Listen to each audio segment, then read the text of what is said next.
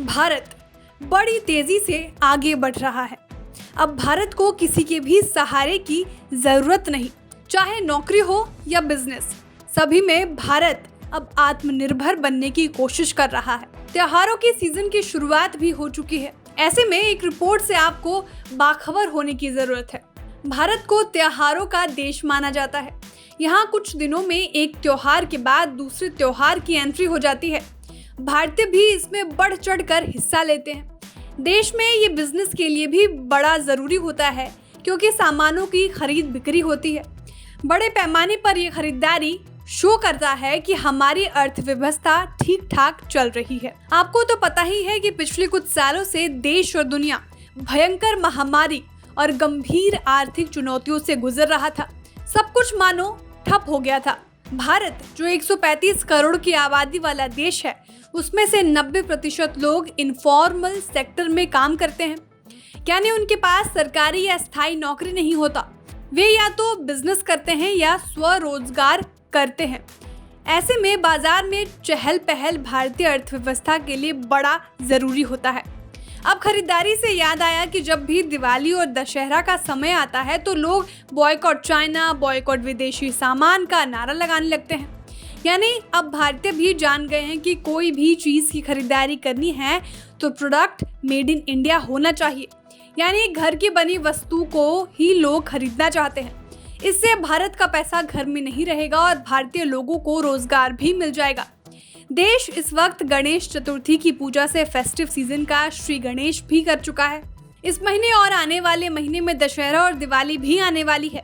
लोग चाहे गरीब हो या अमीर, अपने अपने हिसाब से खरीदारी भी करते हैं। ऐसे में अगर बल्क या भारी मात्रा में खरीदारी होगी तो ये सुनिश्चित करना और भी जरूरी होगा कि सभी प्रोडक्ट्स भारत के ही बने हो। बता दें, हर साल अगस्त से दिसंबर के दौरान भारतीय व्यापारी और निर्यातक चीन से लगभग 80,000 करोड़ रुपए का माल आयात करते थे। लेकिन इस साल ये नहीं होगा, क्योंकि इस बार कारोबारी से लेकर कस्टमर तक सब घरेलू प्रोडक्ट्स पर अपनी रुचि दिखा रहे हैं। इससे तो यही लगता है कि चीन को इस बार जोर का झटका बड़ा जोर से लगेगा। यानी चीन को इस बार 75,000 करोड़ का झटका लगने वाला है। बता दें, चीन अभी अपनी उपजाई हुई बीमारी से खुद ही निकल नहीं पा रहा। कोरोना के नए वेरिएंट से चीन पूरी तरह परेशान है। उसके हजारों बैंक डूब रहे हैं। लोग अपने पैसे निकालने के लिए दर दर की ठोकर खा रहे हैं। ऐसे में चीन का सुपर पावर बनने का सपना धीरे धीरे चूर होता जाएगा, क्योंकि सारा कारोबार और अर्थव्यवस्था अब डगमगा रहा है। ऐसे में जो चीन पहले एक्सपोर्ट करने में माहिर था, एक्सपोर्ट के दम पर दुनिया को आंख दिखाता था, वो अब इस बार नहीं होने वाला, क्योंकि कई कंपनियां या तो अपना बिजनेस चीन में बंद कर चुकी है या पूरे बिजनेस को शिफ्ट करके भारत या दूसरे देश में आ गई है। तो कुल मिलाकर चीन अब चारों खाने चित हो गया है। अब तो confederation of all India traders का भी मानना है चीनी प्रोडक्ट्स का बहिष्कार से चीन को 75,000 करोड़ का घाटा होना तय है, और तो और इससे भारत को दुगुना फायदा भी होने जा रहा है। एक तो मेड इन इंडिया प्रोडक्ट्स खरीदने से भारत की इकोनॉमी में 2.5 लाख करोड़ रुपए का सर्कुलेशन होगा। वहीं दूसरी तरफ हजारों लाखों लोगों को रोजगार का मौका भी मिलेगा, यानी एक तीर से दो निशाने।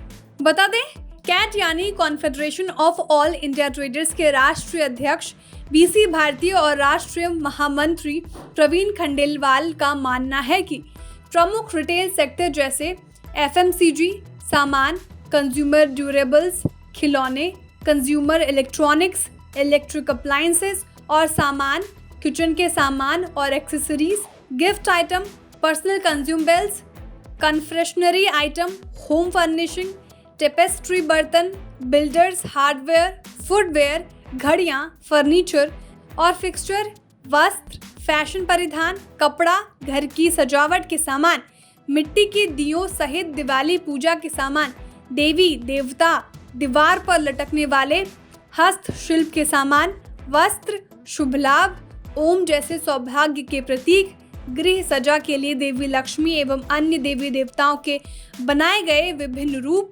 सजावटी वस्तुएं आदि प्रमुख क्षेत्र हैं जहां चीनी सामानों के स्थान पर व्यापारियों ने उपभोक्ता की मांगों के अनुसार भारतीय सामान को पर्याप्त मात्रा में स्टॉक करना शुरू कर दिया है। तो अब आप इस त्योहारी सीजन की धूमधाम से तैयारी करिए और मेड इन इंडिया प्रोडक्ट्स को बढ़ावा दीजिए।